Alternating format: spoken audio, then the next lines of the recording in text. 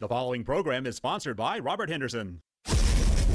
Welcome to the American Cream Show, providing you insight on how to achieve the American dream with cream. Credit, real estate, entrepreneurship, assets, and mindset. And now, here's your host of the American Cream, Hyacinth Henderson.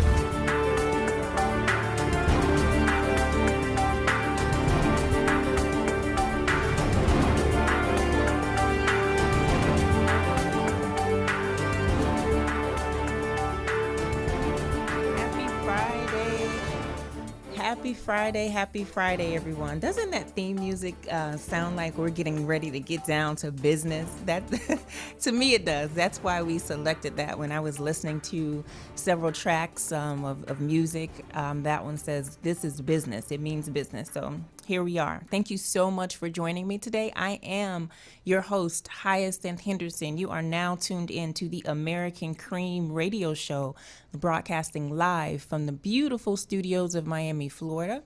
The American Cream is where we show you, help you, teach you, guide you on how to redefine the American dream on your terms with cream.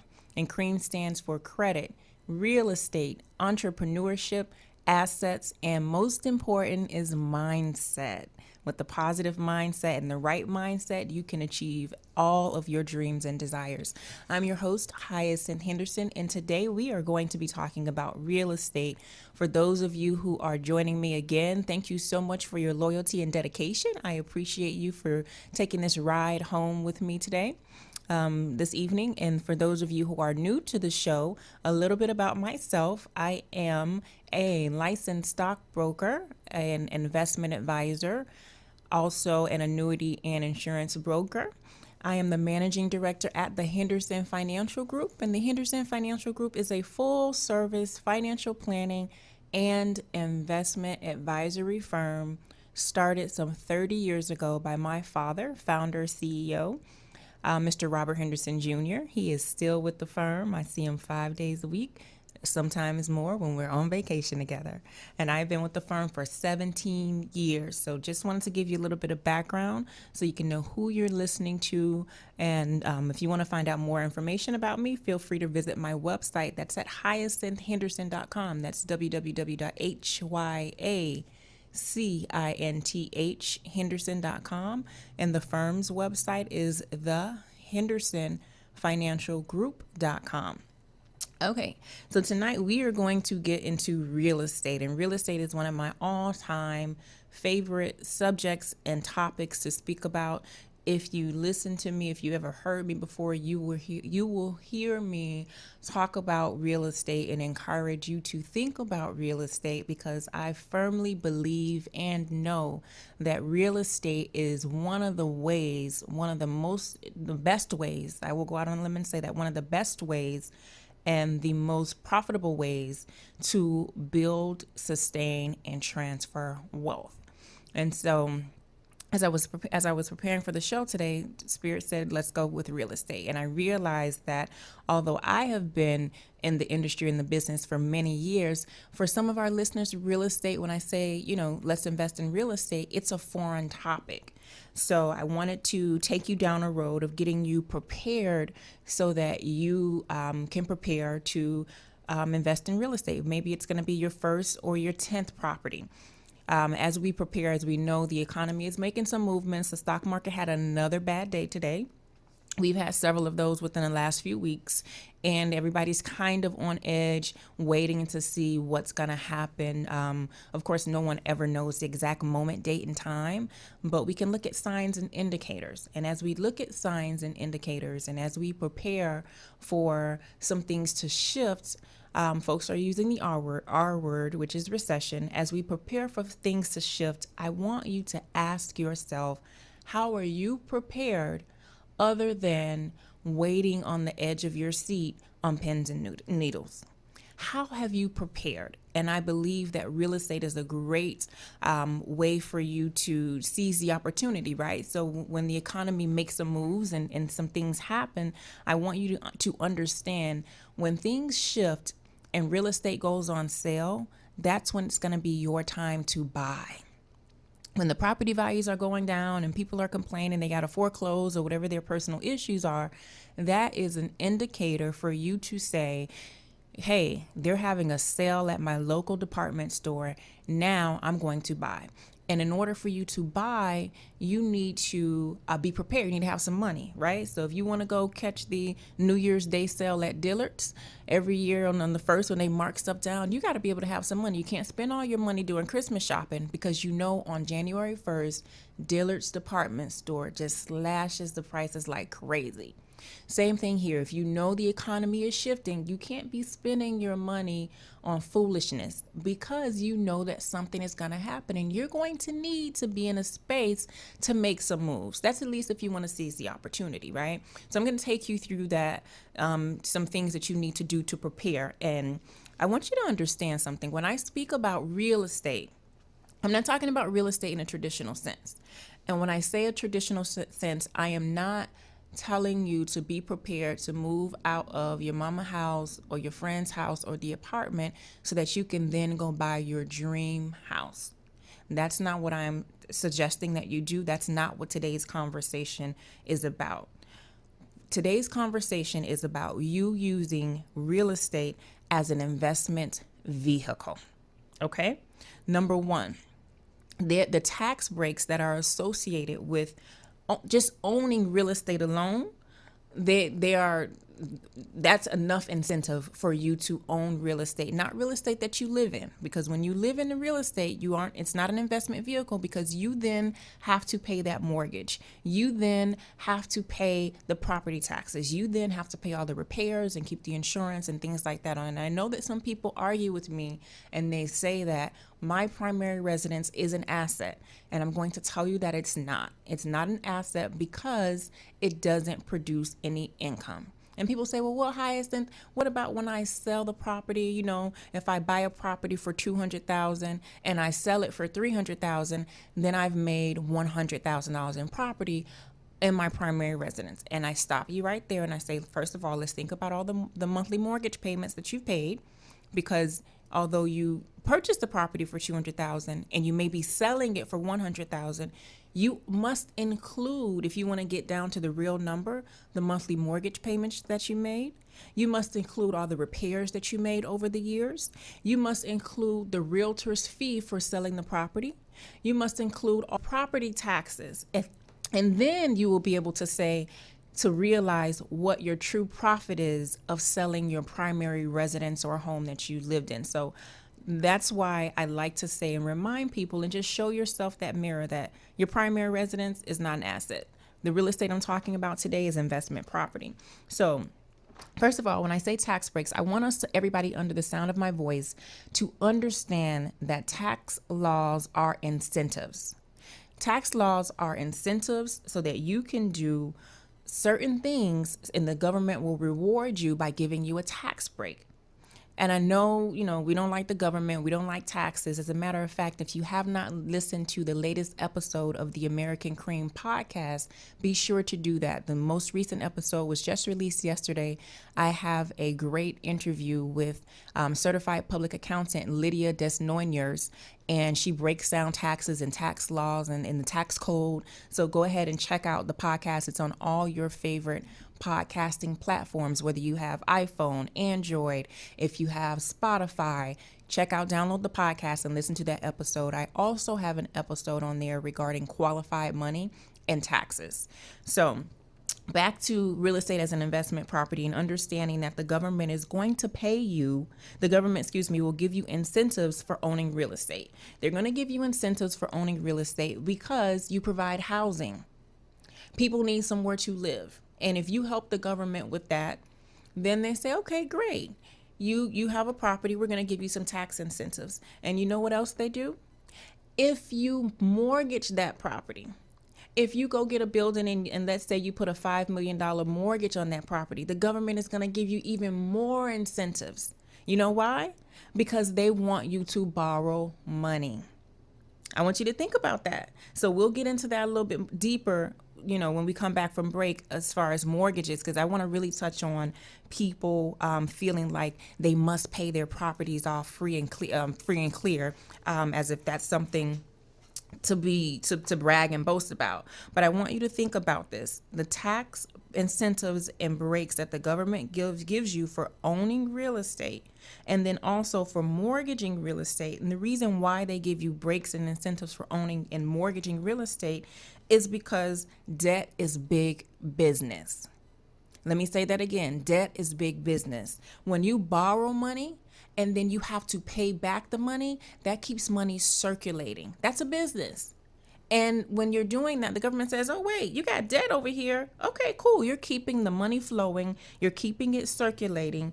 You are creating more money by mortgaging property. So hold that in the front of mind as you start to embark on your real estate journey. As you start to embark on your real estate journey, forget about owning property free and clear, okay?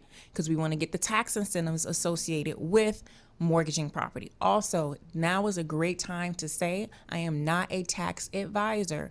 Any discussion herein about taxes for informational purposes only, broker dealer, I know you're listening.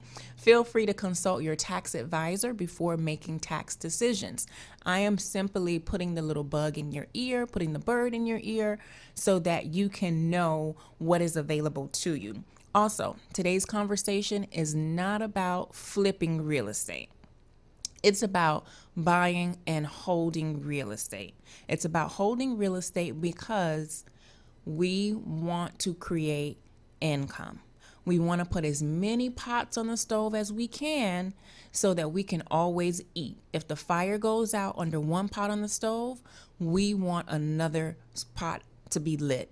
If your job lets you go because of the recession or because of the state of the economy, or whatever the case may be, we don't want you on the food stamp line because you are getting income from your real estate. You cannot do that, can get consistent income if you have flipped the property. Flipping property is when you buy a property for a low price, you hold it for a relatively short period of time, generally a year or less, and then you sell it for a higher profit. That's quick money.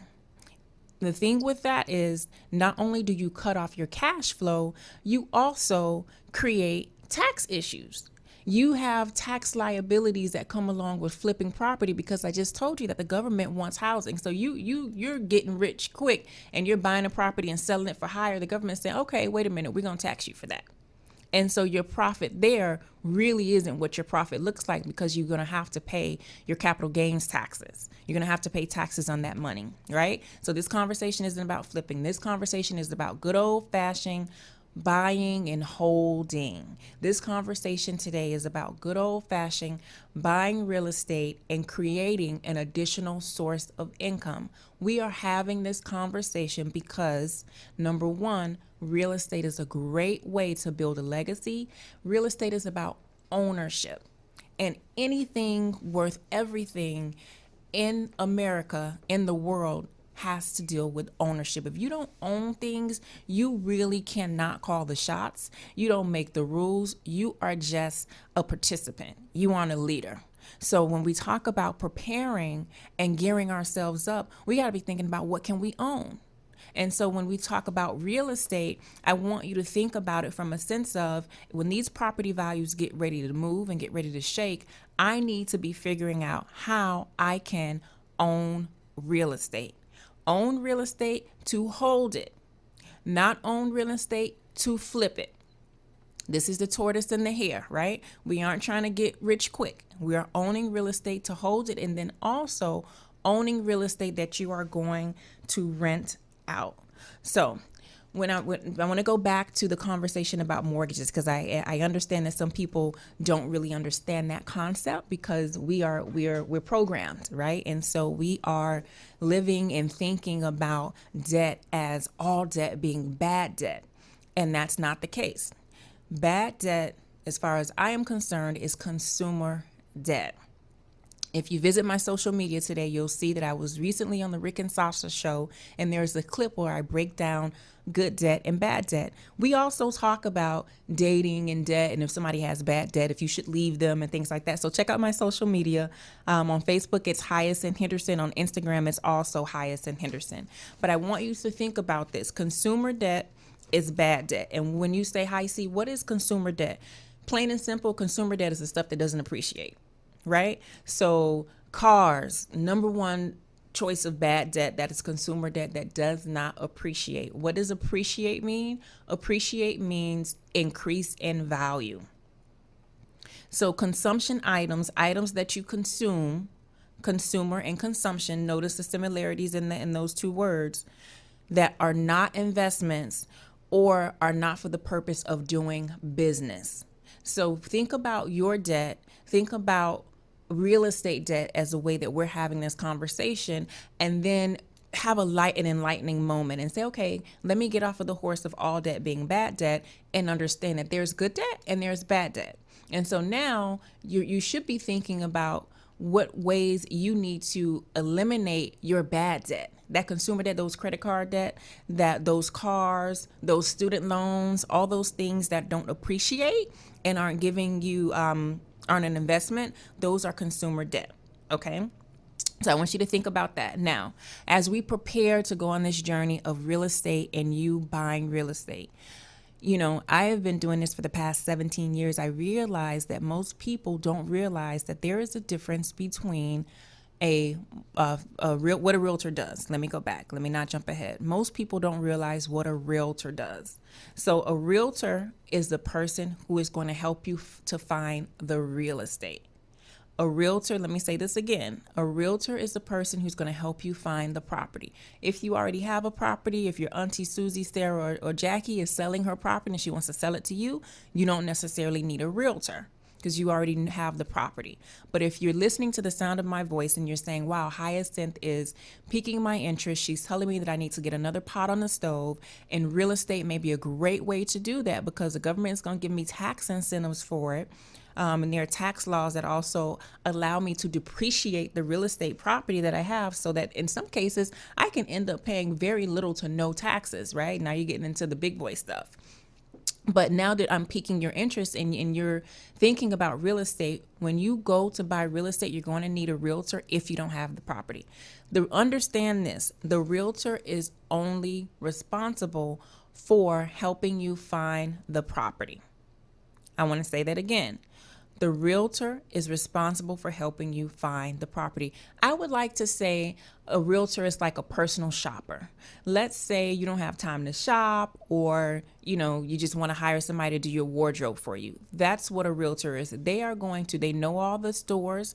They know the stores that carry your sizes. They know the stores that carry the clothes that, accentuate your body best and things like that. But you still need to pay them. You need to give them the money to actually buy the clothing. Same thing with a realtor. A realtor isn't going to give you the financing. When you get ready to go to that realtor, they are going to say to you, well, are you pre-approved? And most people don't realize, what do you mean am I pre-approved? Well, who's going to approve me? I thought you were going to do everything. No, you either need to go to the bank or you need a mortgage broker. Now, let me tell you what the difference between a mortgage broker and the bank is.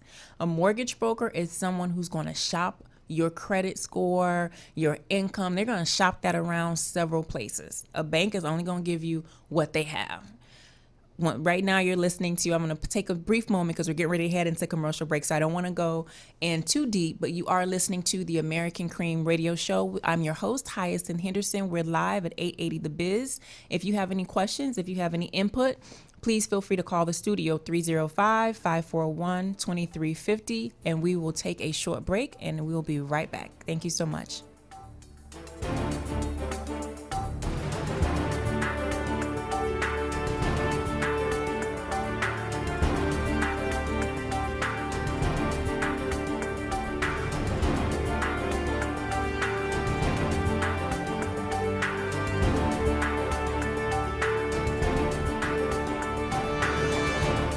Linda, people have worked very hard all their entire lives to save what they thought was enough for retirement. Robert, what is enough? Especially in today's volatile stock market, so many people are concerned that they just may not have enough to retire. So what can they do? All it really takes is sitting down with someone at the Henderson Financial Group to first educate you and then discuss your personal goals and objectives and working out a plan to help you succeed. I agree. I'm Linda Linda V. Harris, Vice President of the Henderson Financial Group and a retirement planning specialist. And I'm Robert Henderson Jr., certified financial planner, the president of the Henderson Financial Group. What I love about us at the Henderson Financial Group, Robert, is we've helped so many people just like you, just like our listening audience, prepare for a successful and prosperous retirement. Don't wait. Call our office today at 305-825-1444, and you'll be glad you did.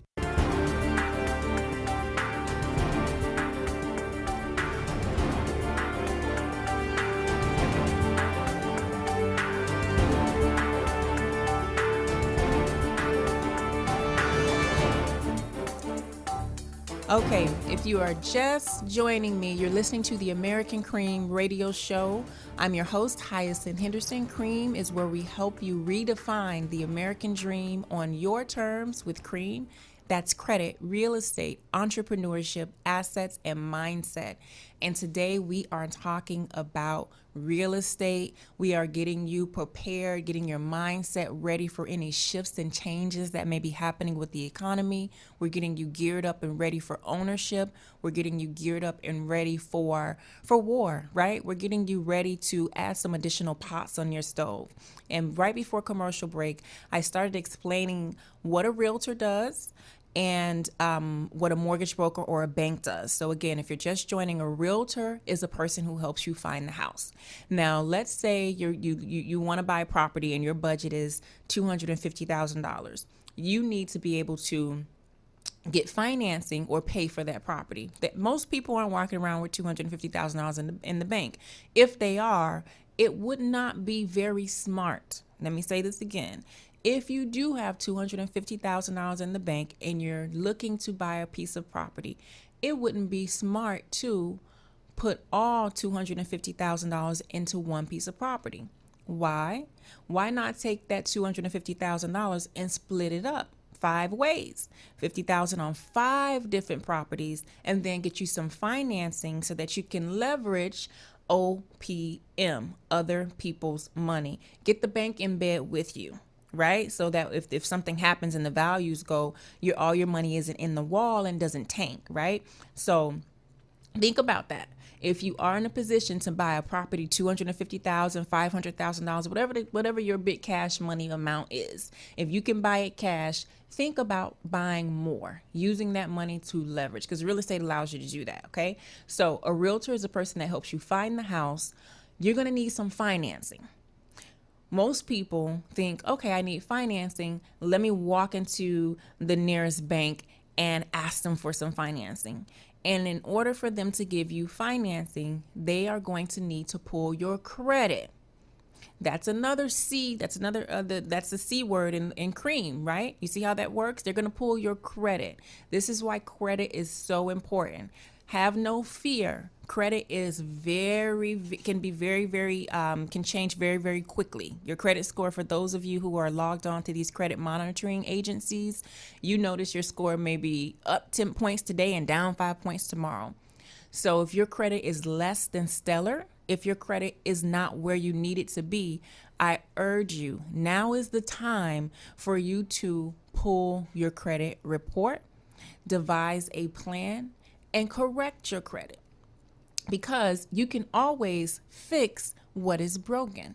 So if your credit needs some help, it's not going to fix itself. You sitting there, ignoring the credit and not being proactive and devising a plan to fix your credit is not going to help you. You're going to need credit to be able to buy real estate so that you can own something, because ownership is the name of the game, and so that you can recession-proof yourself, so that you can add another pot to the stove, so that you can always make sure you eat. So when I break it down to you like that, and I say, listen, the government's going to give you tax breaks for owning real estate, then the government is going to give you more tax breaks if you have a mortgage on that property, I think now you're going to say, okay, let me go fix my credit. So in order to get some financing, they're going to want to pull your credit. If you don't know what your credit report looks like, you can download it for free at annualcreditreports.com. It's free, FREE, for the low price of FREE. You get it once a year. Pull your report and devise a plan to start actively working on your credit now. Okay, I don't want to go too much into credit because today is about real estate.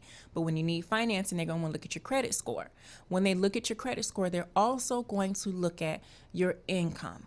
They're going to see where you work, how long you've worked. So if you're thinking about quitting your job because you just don't like it and you hate it there, and your boss got one more time to say something to you like that, hold off, because you're going to need a job, you're going to need employment, and in most cases, continuous employment for at least 24 months in order to qualify for financing for a mortgage for real estate. So remove the emotion. It's not about your boss. It's not about the job that you hate. You're not just going to up and cold quit it. You're coming up with the plan. And that plan is, okay, I got my credit together. They're going to need to pull my employment information. Now I'm going to give them all this stuff. They're going to look at my debts. They're going to see how many car loans I have, how many student loans I have, how much credit card debt I have, and they're going to do this fancy calculation to come up what we call your DTI, your debt to income ratio. In layman's terms, get rid of your debt. In layman's terms, stop buying foolishness. Because when it's time for you to qualify for bigger and better, and when it's time for you to qualify for something that's going to bring in income, you don't want the fact that you're spending out money to hinder you. So they're going to pull your credit, they're going to look at your income, they're going to look at all your debts, and they're going to come up with the pre-approval. So now when you have that pre-approval, you can go back to the realtor, aka your personal shopper, right? Whether it's your personal shopper for clothes or your personal shopper for a house. When you have a personal shopper, they aren't paying for the items. They are simply going to buy the items or look for the items and show you where the items are that you want and use your money. So what did we just learn? We learned that a realtor finds the house. So if your cousin, mama, sister, auntie, TT do real estate, she can find the house for you. You need financing. Financing can come either by way of a bank or by a mortgage broker. I like mortgage brokers. Mortgage brokers because they have more options. If you go right to your local bank, whether it's Bank ABC, they're only going to give you what Bank ABC has. And most of the time, they're going to require a larger down payment. A mortgage broker is in a no. A mortgage broker is studying. They're looking at rates every day. They're looking at terms. And they say, okay, you got this credit score. You got this job. This is how your situation looks. You can get financing from Bank A. Or your situation looks a little bit different. You can get a loan from Bank B. So that's what a mortgage broker does. Either way, you're going to need either to go to the bank or a mortgage broker, get the pre-approval, which is another fancy word for saying they're telling you how much money you have to shop, and then take that to the realtor to buy the property. Okay, now I want to pause right here. So now we know the difference between a realtor and a mortgage broker, because I know a lot of people didn't know that. It happens all the time. I want to buy a house. I got a realtor. Are you pre-approved? No, I didn't know I need to be pre-approved. So now that you know that, I want you to think about real estate like this, because remember I said we aren't talking about the real estate that you're going to live in, your primary residence, because your house is not an asset. We are talking about purchasing a piece of real estate that you are going to rent out so that you can collect cash flow. So that if something happens, you can collect cash flow. My 8-year-old son has this thing about Teslas, and yesterday we saw 4 Teslas, and he said, okay, mommy, Tesla, we getting this Tesla in 5 months. I looked at him like, okay, bro, well, let me tell you what we are going to get. Before we get the Tesla, we're going to get another apartment building. I don't want to live in an apartment, not to live in an apartment, but we're getting an apartment building so that we can collect the rent from all the people who live in the apartment building. They're going to pay the bills, and then they're going to pay for the Tesla. Do you understand that, 8-year-old? Yes, I understand that, mommy. So bringing this conversation forward, when you go on a search for real estate, I want you to think about the fact that you want something that is going to have more than one door. I love real estate with more than one door, because if tenant A bump ahead and decides she don't want to pay your rent no more, or if she decides she want to start stealing water and her rent is only $20 a month, can you tell this is a real story? Yes, it's a real story. And you have to evict her. At least you got tenant B who is still paying their rent because she's not stealing water. She didn't bump her head. right? So let's go back. As you have got your pre-approval, your credit is on point, your income is on point, and they say, boom, you qualify for $250,000. You take that pre-approval to your realtor and you say, you know what? I was listening to the American Cream radio show the other day, and Hyacinth said that anything from 1 to 4 units is still considered residential. So I know I'm pre-approved for $250. Let's see if you can find me a 4 unit with this same $250 approval. Let me go back.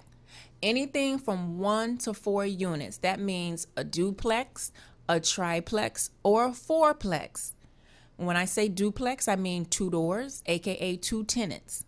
When I say triplex, I mean 3 doors, aka 3 tenants. And when I say fourplex, I say 4 doors, aka 4 tenants. The way that you look at that and the way that you translate that into money is 4 people to pay you rent every single month. You got it? 4 people to pay you rent, 3 people to pay you rent, 2 people to pay you rent. Whatever it is better than 1 person paying you rent, and it's certainly better than you paying the mortgage. Because when they're paying the rent, you're going to then use that rent to pay the mortgage, and then you're going to use the other money to put it away. So now you're creating, what are we talking about? Cash flow. Remember, we started this conversation, we're talking about the recession, we're talking about the state of the economy, we're talking about you getting so charged up, you redefining the American dream on your terms with Cream and real estate being one of those ways. We got to think outside the box. So when you hear Hyacinth say you need some real estate, I'm not talking about your dream house. When you hear Hyacinth say you need some real estate, I'm talking about something with 2 or more doors. And when you do 2 or more doors, you collect that money, you collect that rent so that you can start to build generational wealth. Do not fall for the okie dokie. Don't fall for the okie dokie. I know there are a lot of people want you to buy into the hype of having a free and clear property. But when you have a free and clear property, that is dead money. It's money in the walls. When the property values go down, your money that you pay free and clear is now worth whatever they say it's worth. If you buy a property for $250,000 cash and y'all president and the rest of the people get up tomorrow and say we're having a real estate crisis, and now all of a sudden your property is worth $100,000, you just lost $150,000, right? Now you got to wait for the market to come back up. But if you had a mortgage on that, and you only put a portion in to buy that property, you got the bank in bed with you, then you didn't lose all, or all of your investment didn't go down. And here's the key that I want you to think about. Pay attention to this. When the real estate market shifts, as long as your tenants are paying rent, why do you care if the value went down? Let me say that again. When this happened before, 10, 12 years ago, people were foreclosing on their investment properties. They were walking away from them. Oh man, I owe $300,000 and it's only worth $200,000 now. Wait a minute, are your tenants paying the rent? Because if your tenants are paying the rent, they're paying the mortgage and you're getting cash flow, why are you buying into the propaganda of the news and the media and saying, oh my God, your property is worthless now, let it go? Because when you let it go, somebody else picked it up. So think about that. I want you to think about that. We're changing the game here. We're redefining this on your terms. Your term says, I'm going to be smart about this. My first property that I'm going to buy is going to be a rental property. When this market shifts, I am buying a rental property. I'm not going out. I'm not going to think like the 8-year-old and go get the Tesla. I'm not going to think like the 8-year-old and go get my dream home. I'm going to think a little more wiser. I'm going to be a little smarter, and I'm going to get something that is going to bring in income for me. This is what the formula is. The formula is to buy below market value. Okay? So if the property is worth $200,000 and they want $200,000 for it, that ain't your property. You got to buy the property below market value. Okay? After you buy the property below market value, you got to fix the property up. Any property that I buy, your tenants are going to treat you as well as you treat them. So anytime I get a new tenant or whatever the case may be, we have one conversation. Listen, let's do a walkthrough together. Let's see what needs to be fixed. I'm going to fix everything you need to fix. We're going to gut it out. We're going to fix it up. Then after that, you have 30 days. After the 30 days, within the 30 days you living here, tell me, oh, you didn't realize the sink was leaking or whatever the case may be. Let's be on the same page, because after that, we aren't having these conversations where you can't pay my rent because the toilet backed up. Well, you didn't tell me about the toilet. We had these conversations already. And so what I'm saying is, don't be a slumlord. Fix the property up, go in there, spend some money to do what you need to do to make sure it's livable. So you're going to buy, then you're going to rehab. After you rehab, you're going to rent. The reason you're going to rent the property out, notice I didn't say flip. They're a flipper. Some people flip. I'm not a flipper. Notice I didn't say flip because we want cash flow. Okay, so if you want cash flow, you're going to rent that property out. And as you rent that property out, that tenant or those tenants, because we just talked about at least 2, 3, 4 doors, right? Those tenants are going to pay the mortgage and you're going to set aside the other money. The cash flow from the real estate property is not there for you to go buy your favorite high-end purses and shoes. This is your first property. It's not time for that. No. It's not time for that. Let me say that again. As you start getting cash flow from your real estate property, your first one, maybe even your second one, that's not your cue to go get a BMW. That's not how this works. The way that it works, because we're redefining the American dream with Cream, we're being more smart and advanced. We're going to put that money aside because you want to have some reserves in case some little TT put a rubber ducky down the toilet. You got to get a new toilet. So you want to have some reserves for that. And then you also want to start building a kitty for your next property. So as we talk about next property, remember when I told you to buy the property below market value? Now you fixed it up. If all goes well, the property starts appreciating. I want you to refinance the property. I want you to consider refinancing the property. Remember I told you, don't fall for that free and clear, pay it off, okie doke. The reason why I want you to refinance that property is because when that property value goes up, I want you to get the money out the walls. We never know when it's going to go back down again. They can be sitting behind their desk and say, oh, it's a real estate crisis. When that property value goes up, take the money out. Make sure that your tenants can still, the rents from your tenants cover the mortgage. Now you see again why it's important for you to have 2 or more tenants. Not one door, you need 2 or more doors. Because if you got 3, 4 tenants, you're going to have, if the numbers are running right, which they should, because if it don't make dollars, it don't make sense, right? You're going to be able to take an increase in mortgage payments. So you refinance the property, pull money out of the property. And when you pull money out of the property, it is still not time for you to go buy the Tesla. When you pull money out of the property, guess what you're going to go do? You're going to rinse and repeat. You're going to buy another property. That's how we build generational wealth. That's how we build. We got a house over here, house over there, duplex over here. This is what we do. We got a property here, property. Everybody get a property. But you have to understand the formula, because when you think real estate, if you're thinking like the average American and everybody who's listening to the American Cream, you're above average. You're not average. You may have started listening as an average American, but by the time we get done, you're going to be above average. You're going to be so empowered. Your mind is going to be so stretched that you're going to start thinking differently. You're going to act differently. You're going to walk differently. You're going to pull your credit report, holler at your realtor, cut back your expenses, stop spending your money on foolishness, because I just gave you the formula. I just had you look at real estate in a completely different way.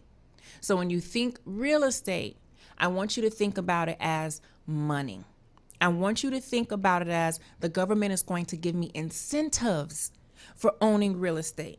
The government is going to give me incentives for having a mortgage on this property. I need to get over here and get some of these incentives and then make some money in the meantime. So you're going to buy below market value. You're going to rehab the property. You're going to rent it out, not splurge on the money that you're renting out. You're not going to splurge your rental income. Let me say that again. I see a lot of people make that mistake. They start to splurge on that rental.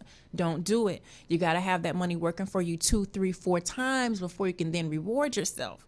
Then you're going to refinance. Then you're going to do it again. Now let's talk numbers, okay? So now that we got that, I got the mindset going. I got you looking at this in a different way. I want you to be thinking about how soon you want to be ready to buy your first real estate rental property. And we're talking about, remember I said residential is 1 to 4 units. Anything over 4 units gets into commercial. And when you get into commercial, you're going to require more of an investment. You're going to have more money that you're going to need to come to the table with. Also, they're going to look at your tax returns, and the property is really what they're going to look at as well. If you're new to the real estate game, I always advise or recommend that you start in the residential sector where it's 1 to 4 units, really 2 to 4 units, not 1. Because y'all know how I feel about 1 unit, where it's 2 to 4 units, and then you do that a couple times, and then you get ready to move into commercial. So when you think about how much money does this take, right? Because you're looking like, dang, Hyacinth, you told me it costs $200,000. I don't have $200,000. Well, you don't need $200,000. What you need is good credit. So fix your credit. I gave you the credit report, the website, so you can download your credit reports for free. Fix your credit, and then you're going to need a little bit of money to get in bed, right? So the bank is going to put the majority in, and then you're going to put some in. Depending on where you are, depending on your situation, you may be able to qualify for a first-time home buyer. If you are able to qualify for a first-time home buyer, you can buy a piece of property with as little as a 3% down payment. So for 3% down payment, if you're buying a property for $200,000, 3% is $6,000. Okay.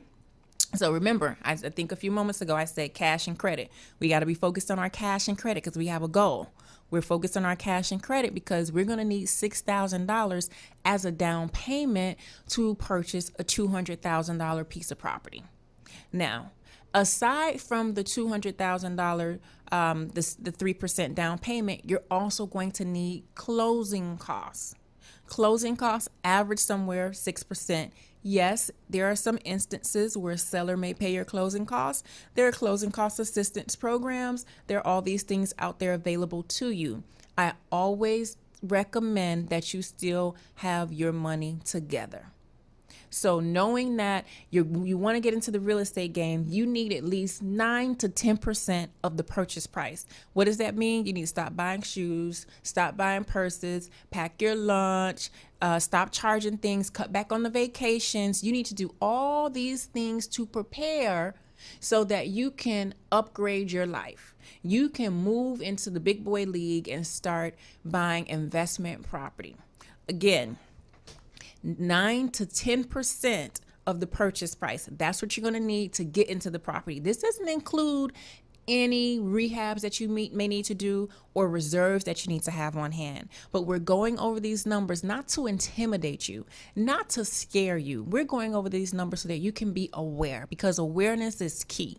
And so if I break down, I say, okay, you need $10,000 or you need $12,000. Okay, that's $1,000 a month. And then you further break that down into weeks. And then you further break that down into days. How much money a day do I need to either save or make so that I can achieve my goal of having a down payment to buy a real estate property?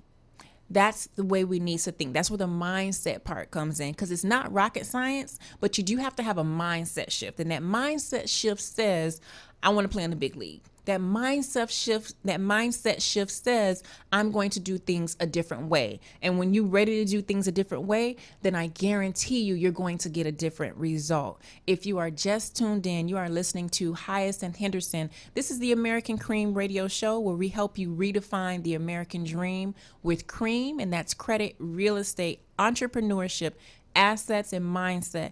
Do I have any real estate investors listening? Do I have any people who have been waiting for this information? Feel free to give me a call. Call me at the studio. Don't be shy. I won't bite. I promise. The number is 305-541-2350. Once again, 305-541-2350. We're talking about real estate. And the reason why we're talking about real estate is because real estate is one of those ways where you can create, generate, transfer, pass wealth. And if you have children, it's a great way for your children to see you going to collect your rent at a young age, because then they get bit with the real estate bug at a very young age and they start to see things differently. So as we talk about real estate, and as we talk about the recession and understanding that prices are going to be dropping soon, they've been going up. They've been up for a long time. It's time for them to drop. We've been on this radio on the dance floor for a long time. We got the feet hurt now, right? Your shoes have expired, as I say. My shoes have expired. It's time to take them off. It's coming with the real estate market. Are you going to be prepared? What do you need to do to prepare? Do you have your mortgage broker? Do you have your realtor? Do you have to start thinking, hey, maybe you want to take a real estate course so that you can find your own property. Maybe you want to do that. That may be an additional source of income for you as well, because we know that the boom is getting ready to happen, right? Something's getting ready to shift. So would you like to sell real estate, or you just want to take the real estate license and buy your own real estate? But I want you to think about it in this way. We're not thinking about free and clear properties anymore. We aren't giving the people all our money and putting money in the walls. We want the bank to get in bed with us because we want to leverage their money. We want to take the money that we have and we want to flip it 2, 3, 4, 10 times. We want to use OPM, other people's money. I'm always going to talk to you about other people's money. Understanding that all debt is not bad debt. Debt that pays for itself, we're going to call that good debt. And if you do real estate the way that I just explained it to you, then you know that you're tapping into good debt, right? Because you're not paying for that. Your tenants are. All you're doing is being a good landlord. I'm Hyacinth Henderson. You're listening to The American Cream. Please make sure if you're on the social media, follow me on social media, Hyacinth Henderson. That's HYACINTH. The website is Hyacinth Henderson. The firm's website is the HendersonFinancialGroup.com. Give me a call. We're going to go to a quick commercial break. Give me a call and let me know if you have any questions. I'd love to take your questions, comments, or concerns. 305-541-2350. Thank you.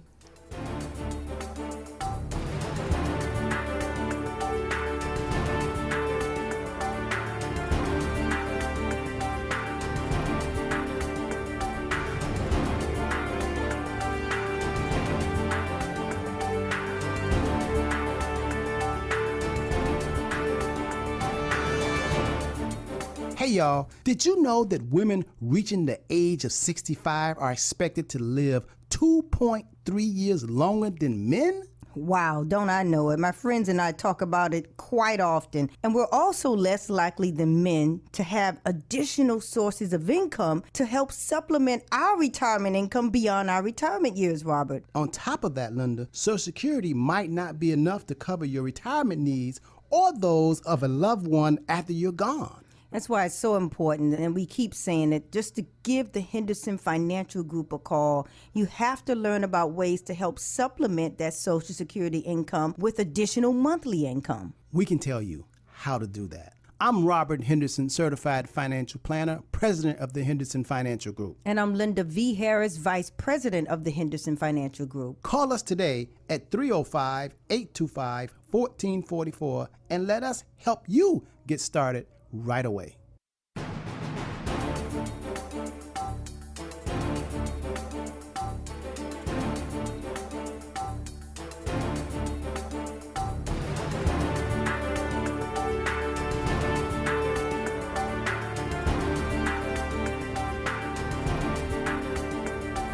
All right.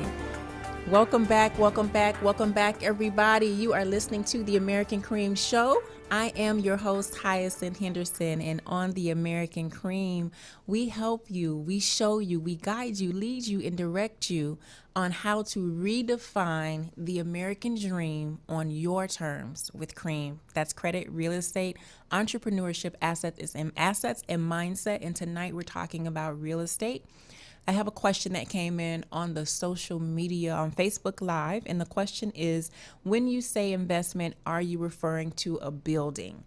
And I think I may have answered that, but let me go back. An investment property is something that you don't live in, right? An investment property is something that you get a return on the money that you put in. For the sake of tonight's conversation, with the understanding that I am speaking to new real estate investors, my conversation and my advice has been purchase a piece of property with at least 2 doors. We're going to call that investment property. Really and truly, if you purchase a single family home and you rent it out, that's investment property, right? Because you don't live there. The tenant is paying the mortgage. You own the building and you're using the money that the tenant pays to pay the mortgage for you. So we can consider that an investment property. That's absolutely an investment property. However, on the American Cream, I want you to think about investment property as being more than one door. When you think investment property from here on out, please think more than one door. Because if you think more than one door, then you will start to think, I can collect a check from you, a check from you, a check from you, a check from you. You can collect a check from as many doors, aka as many tenants that are living in that building. Now, for the sake of today's conversation, we're talking about residential investment property. Residential is 1 to 4 units. So that's residential is 1 to 4 units. A 2 unit is a duplex, a 3 unit is a triplex, and a 4 unit is a quad or fourplex. And all of those, you will be able to qualify as a first-time home buyer. You can qualify the same qualification that you'll need to buy a single-family home. You can use that same pre-qualification and buy a property that is 2 units, 3 units, or 4 units. That's important because most people don't know that. That is very, very important. So if you march into your bank or into your mortgage broker and they give you, and you say, hey, I'm looking to buy a property, and they give you a pre-approval and it's for $300,000, have the understanding that you can use that $300,000 pre-approval or that $100,000 pre-approval to buy a property that's up to 4 units. Okay? That's important. Now, after you buy the property, we spoke about not balling out. We spoke about not rushing to pay off that property. The reason why we don't rush to pay off that property is because we don't want dead money in the walls. We want to be able to use all of our money, and we want to be able to leverage our money and leverage our credit. How do we leverage our money and our credit and our employment? We do that by taking out a loan on property, and then we become an owner. The world is built for owners. I started today's conversation speaking about the tax breaks and the tax code, and most people don't understand that the U.S. tax laws, I'm going to say this again, please pay attention. The U.S. tax laws are incentives. It's a large book that shows you if you do certain things, then the government will reward you and give you tax breaks. But most people miss that. We miss that because we're just like, oh my God, the taxes and blah, blah, blah. We don't want to get in tune. So think about it from this standpoint. The U.S. tax code are laws and incentives that largely explain how you can do certain things, and then the government will cut a deal with you so that you can pay less in taxes. So when we think about owning real estate property in that way, we're thinking about the fact that I don't want to have this property paid free and clear anymore because I want a tax break. I want whatever tax incentive is coming to me for this. And then aside from that, if the property values go down, I don't want all my money going down with it. I want some of the bank's money to go down with it. And then when the bank's money goes down and everybody's in crisis mode, guess what you then get to do with the bank? Renegotiate. Hey, say, bruh, I know I owe you $400,000, but the property's only worth $200,000. What say you? We call it even. And so you're in a position where you can negotiate. But if the property is free and clear, all your money has gone down with the ship. Who are you negotiating with? So think about real estate in that way, okay? Another thing that we started talking about is debt, good debt and bad debt. Every time we have a conversation, I'm going to ask you to think about your debt. Consumer debt that isn't paying you, that isn't appreciating in value is bad debt. Cut it. Cut it. Stop charging it. Things are shifting. It's time for you to get your cash and your credit in order so that when things change, you are not standing on the side of the fence complaining and moping. You're like, whoop, it's time to take advantage of this sale. Things have shifted. It's time. All right. You've been listening to me, Hyacinth Henderson. I'm a stockbroker, registered investment advisor, annuity and insurance broker at the Henderson Financial Group, located in beautiful Miami Lakes, broadcasting live on 880 The Business. You can catch me here each and every Friday night at 6 p.m. Also, follow me on Facebook, Hyacinth Henderson. I will see you next Friday. Peace. You've been listening to the American Cream Podcast, the #1 audio production show for people who want to achieve the American dream with cream. Love this episode of the American Cream? Head over to your favorite podcast platform to subscribe, rate, and leave a review. It's very much appreciated. Thank you. For free resources and materials, go to theamericancreampodcast.com.